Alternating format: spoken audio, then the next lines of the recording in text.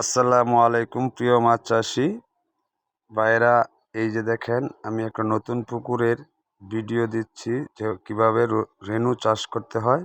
রেনু চাষ করার আগে পুকুর কিভাবে পরিচর্যা করতে হয়, এই যে আমি এখন আগাছানাশক কীটনাশক ছিটিয়ে দিচ্ছি, যেভাবে পুকুরটা ভালোভাবে একটি আগাছাও না থাকে, পোকামাকড় যাতে রেনুর কোনো নষ্ট না করতে পারে সেই দিকে লক্ষ্য রাখতে হবে।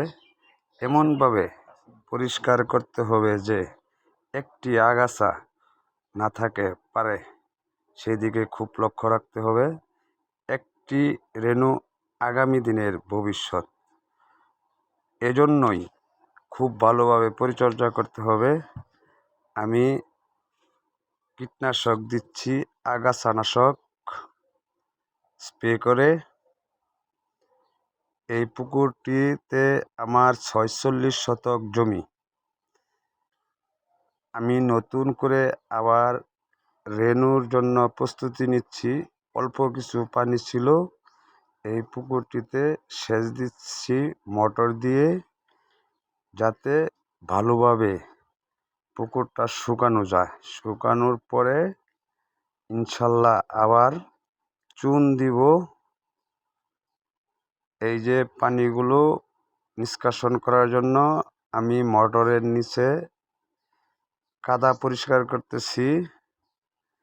আপনারা এইভাবে পরিষ্কার করবেন পানি, যাতে এক ফোঁটা পানিও না থাকে এবং যাতে পুকুরের মাটিটা একটু ফাটল ধরে চিরল চিরল হয়, সেদিকে লক্ষ্য রাখবেন। তাতে অনেক রেনু হবে, কোনো একটি দানাও আপনার হবে না, মার যাবে না। অবশ্যই পরিশ্রম কিন্তু করতেই হবে। আপনি বলবেন রেনু চাষ করতে হলে নিজের করতে হবে, আপনি লেবার দিয়ে কিন্তু পারবেন না, লেবারে কিন্তু সঠিক পরিচর্যা করবে না, এদিকে লক্ষ্য রাখবেন। এই যে আমার মোটর পানি সেচ দিতেছি, এই যে এইভাবে দিবেন সুন্দর করে। দেখেন এই যে পুকুরটি বারবার শুধু মোটর বন্ধ হয়ে যাইতেছে, পানি অল্পর জন্য বিরক্ত হওয়া যাবে না। আপনারা যদি কেউ পোনার ক্রয় করতে চান তাহলে আমার সাথে যোগাযোগ করবেন। আমার মোবাইল নাম্বার 0171681578 এই নাম্বারে হোয়াটসঅ্যাপ, ইমো যোগাযোগ করবেন। এবং ভালো মানের পোনা ক্রয় করতে চাইলে অবশ্যই ভালো জাতের পোনা আমার কাছে আছে, আপনারা নিতে পারবেন। হোম ডেলিভারি দেওয়া হয়, সারা দেশে ৬৪ জেলায় মাছ বিক্রি করা হয়। ভালো অক্সিজেন করে ব্যাগ, কোনো সমস্যা হয় না। এরকম ভালো মানের পোনা আছে, রুই, কাতল, সরপুঁটি, যে কোনো ধরনের পোনা নিতে চাইলে অবশ্যই যোগাযোগ করবেন ইনশাল্লাহ।